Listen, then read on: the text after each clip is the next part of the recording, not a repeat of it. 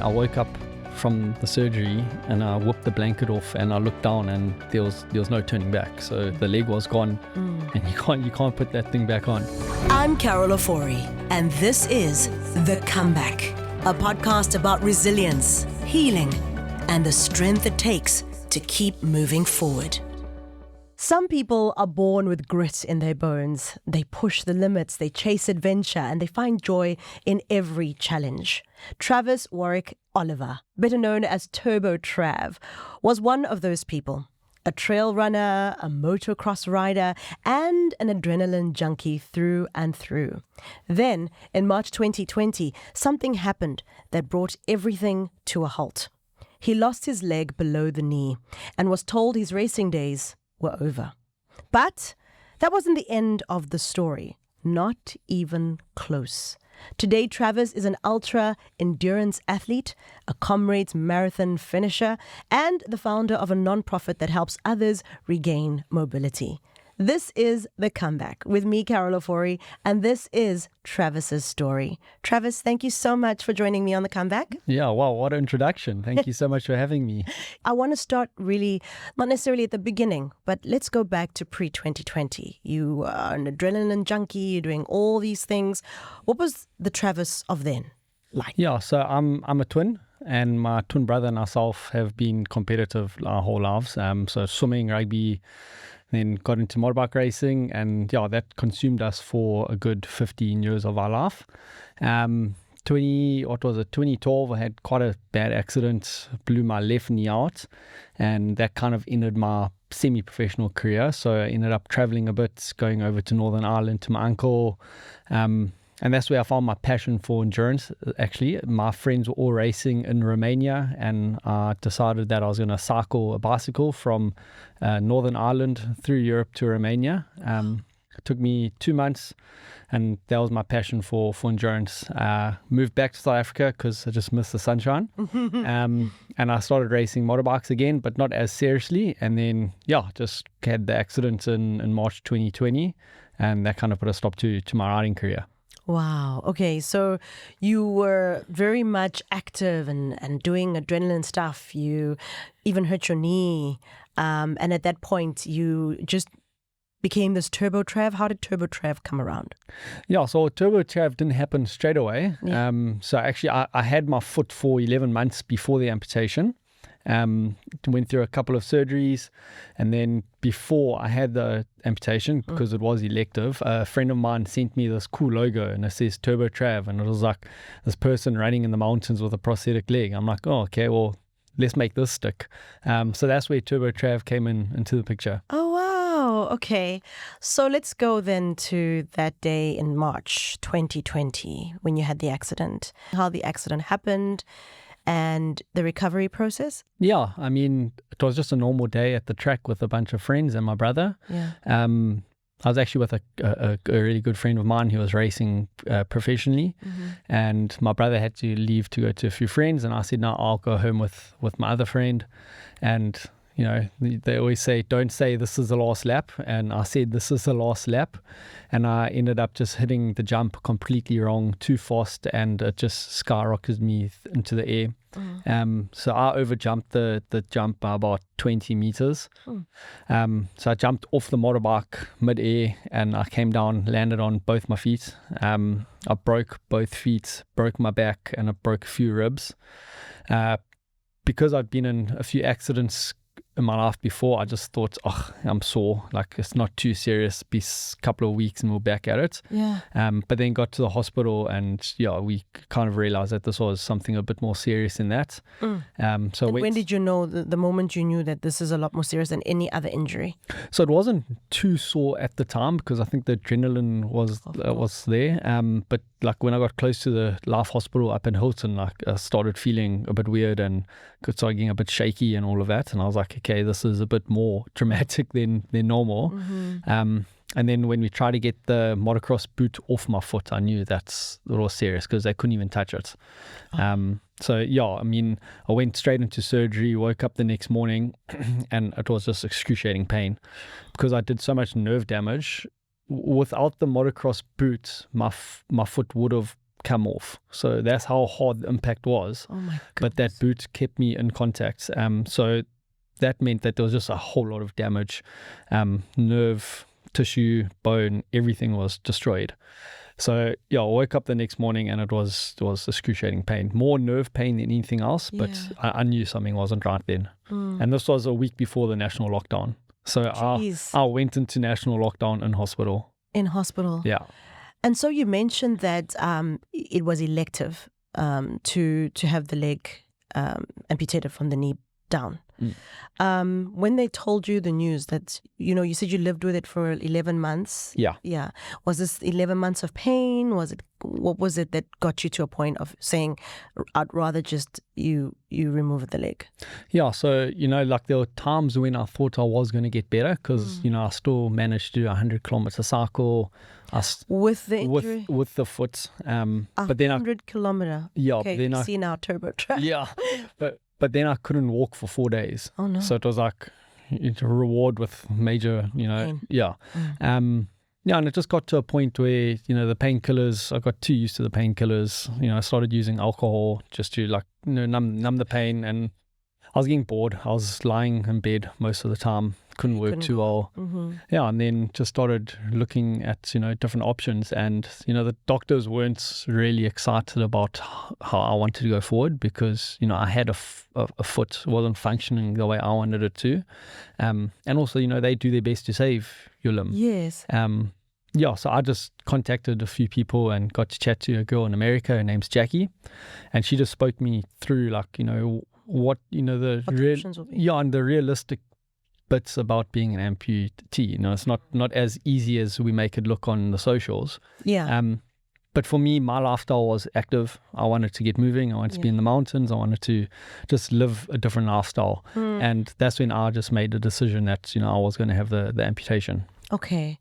So let me understand this. The doctors were saying probably stop all the hectic exercise, the endurance stuff. Do more simple things and have more of a simple life. And you decided, I would rather lose my leg and be able to do everything I've ever wanted to do. Yeah, correct. That's quite powerful. Yeah. Because I think a lot of us would have chosen to just say, no, we can't do it anymore because we're injured, so we're just not going to do it anymore. Yeah, and also my lifestyle doesn't consist of me sitting at a desk all day. Like my job is very busy and my brain is busy. So I like being busy all the time. Yeah. And also just, all my teachers at school know that if they told me no, it means I'm going to do it. Yeah. So yeah, just that is something. Yeah. Yeah, that is something. Because a lot of, I suffered a Achilles injury. And ever since I refused to get back onto the netball court because I'm scared that the other one will go. And I know how much stress it was having this leg recover for 6 to 8 weeks in a boot, And to think that, you could have just sat back and said, okay, I'll pick up gardening. And plant a couple of spinach leaves. I do like gardening still. I want to go out there and do adventure. You clearly love adventure. And what does movement and endurance mean to you that you made a life decision because of movement and endurance? Well, it's crazy. You only appreciate basic movement when you can't do it. So when I was sitting there at night and I wanted to go to the bathroom and I couldn't because it was just excruciating pain. Then you realize how fortunate we really are, to get up and walk to the fridge without even thinking about it, to walk up a flight of stairs, to go and visit your parents, your sister, your mother, or whatever the case. Movement is a key to our life, and it's quite debilitating when you don't have that. Yeah, 100%. Now you say you're a twin. Yeah. What did your twin say when you made the decision to no longer look exactly alike? No, he said, I thought this was going to happen. So my brother and I are very honest with each other. He didn't say quite like that. He was stoked that I made the decision. My close family knew what I was going through because I didn't show too many people, the suffering I was going through. My wife saw everything, and when I told her, she was like, yes, thank you. Right, sure, okay, yes, now thank you, okay. Coming from your wife. So now you've made the decision, you've had the talks, you have somewhat an understanding of what to expect when you wake up from the operation, and now from the knee down you don't have a leg. Do you remember that moment you woke up and seeing that the decision you've made is now there. And how did you feel in that moment? Yeah, so I mean, it wasn't also like I just woke up and decided I'm doing this. Like, it was a long process. I saw a psychologist for 3 months just to mentally prepare myself for what's to come next. Right. Because like you say, I woke up from the surgery and I whipped the blanket off and I looked down and there was no turning back. So the leg was gone, and you can't put that thing back on. Right. But I was prepared for it mentally, physically I was prepared. So I actually said to the one nurse, I was like, my toes are itchy. So she came and scratched my left foot toes. I'm like, no, not those ones. It's like the other ones. So yeah, I just made a joke of it straight away. Right. And I accepted it before it even happened. Yeah. And then you get up and it's the rehab. Yeah. How was that? Rehab was good. I mean, I started my rehab a few months before the amputation, cleaned my diet up, and then just carried on with it. And I haven't ever stopped, actually. Wow. Yeah. Well done. Jeez, you are just so disciplined. Now let's talk about rebuilding your life now. It's a new life. Yeah. It's a new Turbo Trav. And here you are. What was the hardest part of those early months of recovery? So it was just knowing the limits, because I like to push the limits, and I had to kind of slow myself down. How did you learn that this is the limit for you? Did something happen? Yeah, I hurt myself. So Again. no, I mean, I didn't hurt myself. I just put myself in like positions where I couldn't weigh my leg for a couple of days, and then that annoyed me. So I just learned that I need to slow down a bit so I could actually go forward. It's like 2 steps forward, 3 steps back. Yeah. Is how I was working it, where I just take 1 step forward, 2 steps forward, and just carry on like that. Right. Yeah. Is there a darkest moment during this recovery process that you can share with us where you were thinking, maybe regretting your decision, maybe feeling like, will you be able to cope with this new lifestyle? Was there a dark moment for you? Yeah, and I mean, it still happens. I still, wish I wasn't in this position. But I can't recall like an exact dark moment.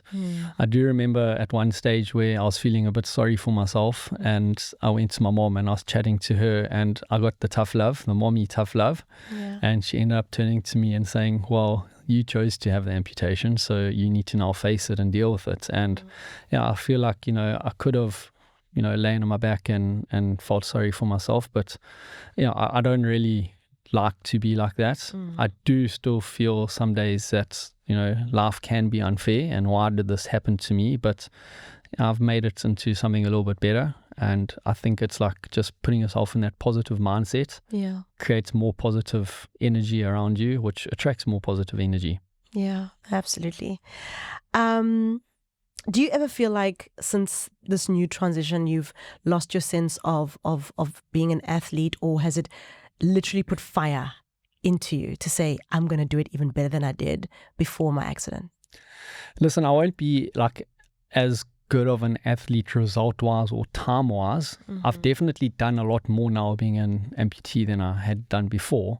But yeah, it is frustrating sometimes. Like, for instance, Comrades Marathon last year, I would pass the 11-hour bus, and then I'd sweat and I'd have to take my leg off, or it'd be uncomfortable, and the 11-hour bus would pass me, and then I'd have to catch up and make time up and pass them. So like my whole Comrades last year was literally just it was just like racing the 11-hour bus, and my goal was to beat that 11-hour bus. Right. So like, yeah, those are the times where it does get very frustrating, where I have to stop and notice that I'm disabled. But when my leg is on, I don't feel like I have a disability at all. Wow. Just over a year ago, I think it was, you ran the UTD 160. Is that a year ago you did that? Which is the 160 kilometer trail run. Yeah. Why would you run 160 kilometers? It's crazy. And that's huge. Why did you take on something that crazy? I mean, the Comrades is long enough. Now you're in the trails for 160. Yeah, so it was a year and 2 months after my amputation. I entered that race. I didn't finish. I've attempted it twice now, and I haven't finished twice. How far do you get from Well, year one I got to 138 kilometers. Yeah, so I was like right there. That's still a feat. Yeah, it was amazing, but I really need to go finish that race. And then year two, I was actually visiting a patient in hospital, and I picked up some super bug, and it only kicked in at like 100 kilometers of the race, the UTD. So I was just extremely sick. Ended up crutching for like 20 kilometers trying to get to the finish line. Oh no. But yeah, I don't know. These things, I like pushing the boundaries, and I feel like that UTD race is very special to me. There's just something about it. You get this like really spiritual feeling. You by yourself, you're in the middle of Lesotho. There's absolutely no lights, no people. Is it night? Well, you go run through the day and night. Of course, 160. I mean, a car even takes a long time. Well, you got 46 hours to do it. My goodness. That's crazy. Then you touched on the Comrades chasing the bus, but then you crossed the finish line. You got a bronze medal. What was that like for you when you finished that? I mean, I watched the Comrades on the TV and I'm like, these people are just unbelievable. So I only did Comrades because I'm a trail runner and I love being out on the trail, and I did Comrades because in South Africa, you're only a runner if you have done Comrades. It's true. I work with a big-time Comrades runner who says we don't talk about anything else but the Comrades. Exactly. So like you're not officially a runner if you haven't done the Comrades. So I entered that and that was amazing. I mean, you get to the start line and it's just completely different. There's 20,000 people, everyone singing the national anthem, and it's amazing. You get going. The beginning is a bit slow because I'm not the fastest marathon runner, so it takes quite a while to get through the start. And it's like, what a better way to experience something you love than having everyone screaming and shouting for you from Durban to Pietermaritzburg. Right. Yeah. And let's talk about Rejuvenate South Africa, right? For those who've never heard of Rejuvenate South Africa, what is it and what does it mean to you? So Rejuvenate stands for to start afresh or start anew. So long story short, when I had my amputation, I didn't really look into the costs involved in getting mobile again, and my medical aid didn't cover a lot of money. So I did a little fundraiser and I managed to raise 250,000 Rand, and that money, which was donated from people across the world, helped me get up and mobile, bought my first 2 legs because prosthetics are expensive. And I went and I chatted to my prosthetist and I just said, listen, I'm fortunate, I'm blessed. How do people who aren't in my position afford these things? How do people get up and get moving? And he says, Trav, the long and short of it is that they don't. So that's why I decided to open up a non-profit called Rejuvenate South Africa.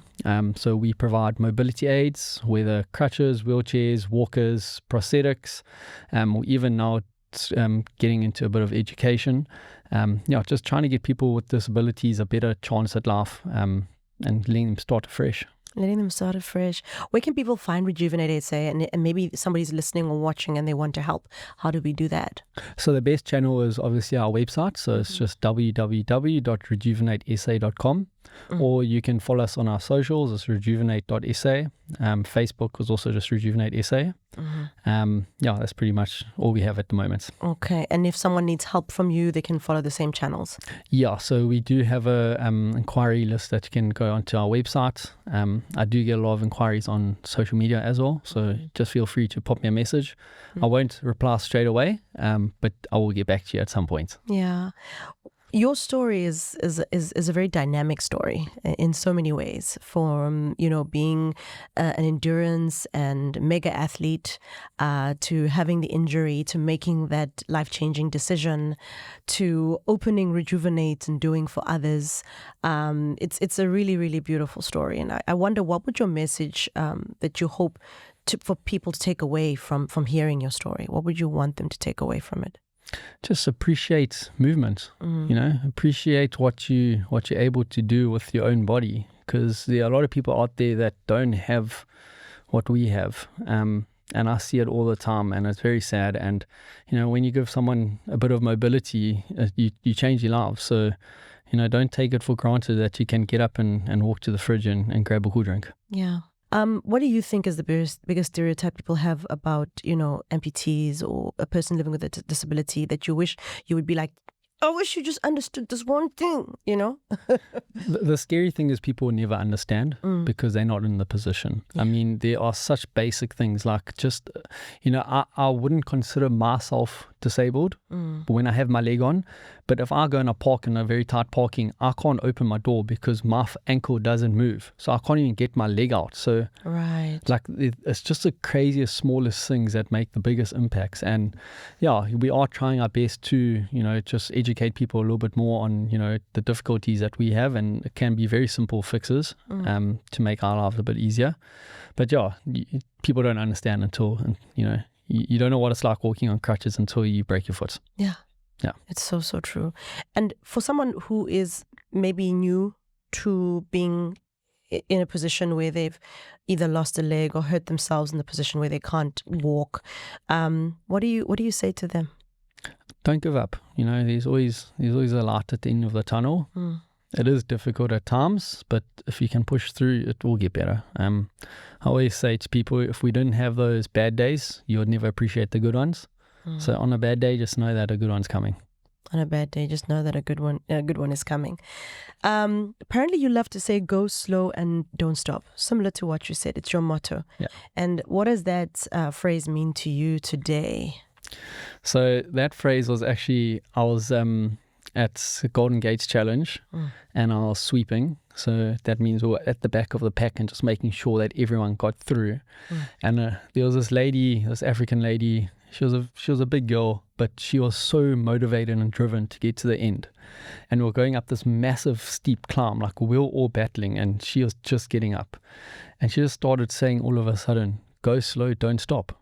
And, it stuck with me because we got to the finish line eventually, but she didn't stop and she went slow and she got there eventually. Yeah. And then another question I'd like to find out is, did you ever struggle with having to, lose friends or people treating you differently now? Or did you ever struggle with something like that? So I personally didn't. I mean, the first day I put my leg on, I went to our local spa and I was grabbing some milk off the top shelf and I felt my prosthetic leg shaking, and I looked back and there was this little kid who'd grabbed it and he was shaking it around. I'm like, okay, this is what it is. But right. Like with the work I do with Rejuvenate, I see in the communities that I work in that disability, and I feel like maybe in the African culture is people kind of push them aside a lot. And I feel like, we're trying to change that perception, because when we go into these communities and we help these people, all of a sudden the other neighbor say, hey, we also have someone with a disability and we also need your help. So for me personally, it doesn't bother me at all, but I do see it a hell of a lot. Yeah. And we are trying to change that. Yeah. And what would you say the comeback means to you? Sheesh, man, I don't often get time to actually think about this stuff because I've always got something on the go. For me, it's just about being who I am and doing what I love, and that's being outdoors and pushing the limits. I can't even actually comment on that because I've never really thought about it. Yeah. Okay. And if you could leave us with a message of encouragement, of keep going, go slow, don't give up, don't stop, what would you say as your final words? Yeah, I mean, again, go slow and don't stop, and just remember those good days always are going to come again, and on the bad days just know that the good one's coming. Yeah, the good one's coming. Well, thank you so much, Trav. I mean, your story is very, very interesting. It's very dynamic, as I mentioned earlier. And I think a lot of people are going to take the motivation of, I think the biggest thing I'm taking away from you is how much you wanted to live the life you wanted to live. And no matter whether your body was agreeing with you or not, you were going to live the life that you wanted to live, and you decided to make those decisions to make that happen, which is quite something. It's something to look up to. So thank you so much for your time. Thank you for sharing your story. Yeah, it's only a pleasure. Thank you so much. Thank you. Well, as I mentioned, Travis' story is incredible. It's amazing. It's inspiring, and it's filled with resilience. And that wraps up another episode of The Comeback. And remember, if there's someone you think would benefit from this, please share, please like, please review. We'd love to hear you. I cannot believe this is the final episode of this season, and what a beautiful season it's been. Season 1 of The Comeback with me, Carol Ofori. Remember, we're available ecr.co.za, on ECR's YouTube channel, or wherever you get your podcasts. Until next time, or season 2, bye-bye. The Comeback with Carol Ofori is an East Coast Radio podcast.